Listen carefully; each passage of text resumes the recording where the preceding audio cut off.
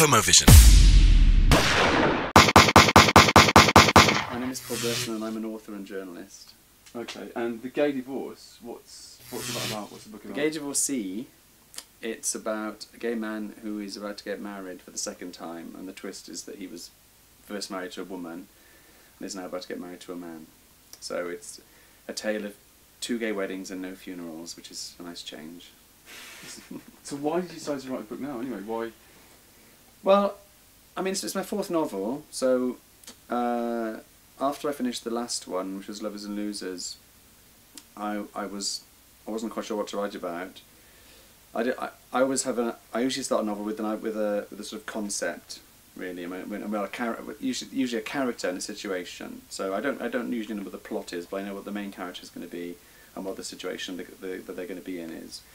And this situation presented itself because somebody that I knew personally was in this situation, so in a similar situation. Not exactly the same as in the book, but similar. He was married to a woman 20 years ago, and he was now getting civilly partnered.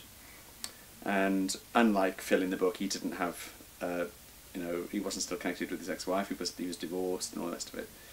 So that was the beginning. That was the beginning point. And then myself and my partner decided to tie the knot at the same time. So it was very much sort of in my consciousness at the time, So in the actual book as well, I mean, the 2 main characters, obviously the gay guy and his ex-wife. Yeah, Phil and Hazel. So why would you say the ex-wife is a more important character in it then? No, I think the main character is Phil. I mean, he's the central character. The twist in the reason it's called the Gay Divorcee is that the Gay Divorcee doesn't necessarily refer to him. So at the beginning of the story, it doesn't refer to him. It refers to her, actually.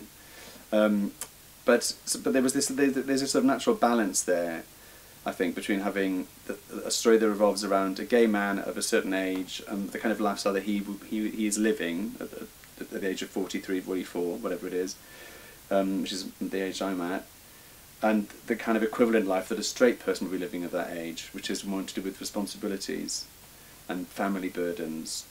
And I wanted to explore that different dynamic because I think that as gay men we're more encouraged to sort of go on being 20 for as long as we can and maybe not take life so seriously. So it does seem a good contrast to have his life and sort of hedonism of his life because he runs a bar and works on the scene and is surrounded by younger men and blah blah blah, and then her life, which is one of complete misery and family duty. Do you know what I mean? So it was fun to be had from that comparison. That's what it seemed to me. The gay scene in London, you've worked at the gay scene for like, about 10, 15 years? And the rest. So how would you say it's changed since, your time since being in London until now? I came onto the gay scene in 1985, and the gay scene in 1985 was virtually non-existent. I mean, there was a few pubs. I can remember the excitement that greeted the opening of the Brief Encounter pub in St Martin's Lane. Because at that time there was basically Compton's and a few sort of rent boy pubs in Soho, and places like the one on Poland Street, I forgot the name now, King's Arms. And that was really it in Soho. I mean, the whole gay Soho thing hadn't happened. That happened in the early 90s. And by the time the early 90s came, I was working as a journalist, so I was there to document all of that. So I mean, I saw that whole scene grow and grow and grow and grow, and as the way that it has. And then I saw various parts of London declared the new gay village. I mean, the Village Bar was what started gay Soho. That was the first bar in Soho, and it was called the Village, so everyone called it the Soho Gay Village. And then they decided that Vauxhall was the new gay village, and it kept on growing and moving around. I think what's good about it.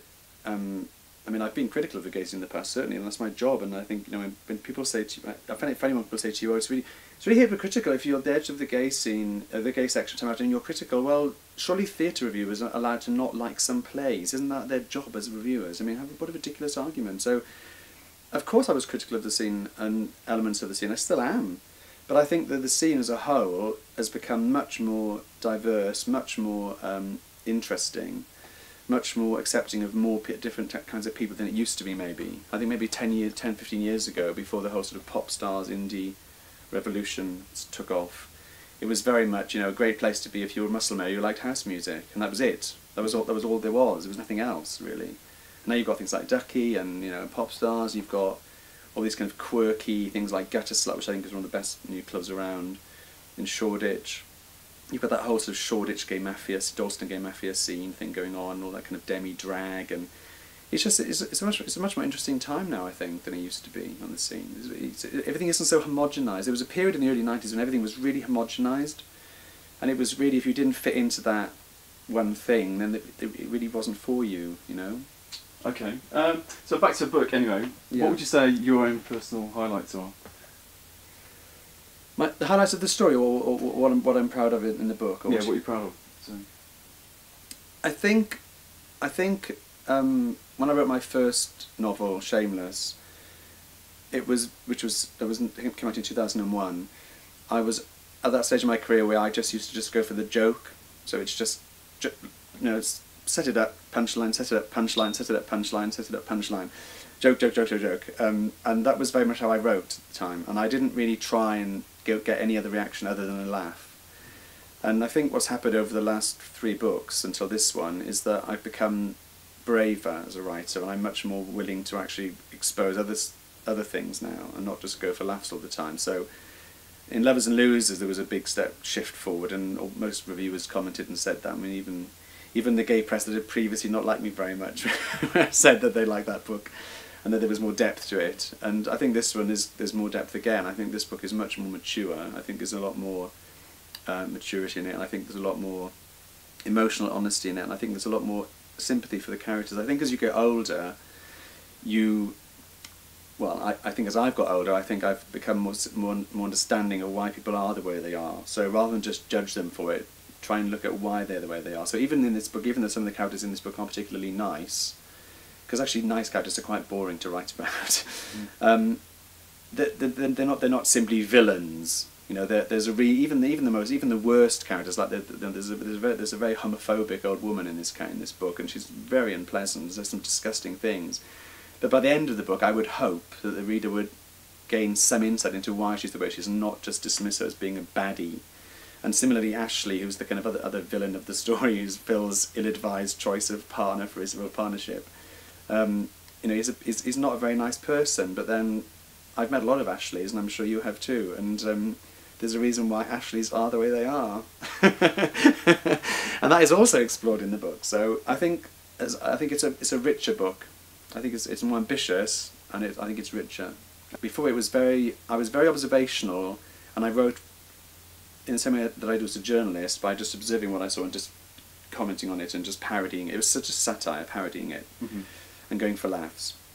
And although I still do that to a degree, and I still like doing that, and I will never stop doing that. That's part of who I am. That's part of what I do. There's also other things happening in this book as well. So I think there's a lot more sort of excavation of why this character is this way. There's a lot more sympathy for the characters. There's a lot more feeling for the characters. There's a lot more curiosity about, well, why is that person like that? Whereas before I would have just been content to let them be like that and let them be entertaining and entertain the reader. And now I want to entertain the reader, but also make them think a bit more, maybe. That's some of the difference. And finally, why should I buy it? You should buy it because I need the support. No, you should buy it because it's an entertaining read. It'll make you laugh. You'll recognise people in it. If not real people, then types of people. Hopefully you'll identify with large parts of it, and it'll leave you with a smile on your face. Homovision.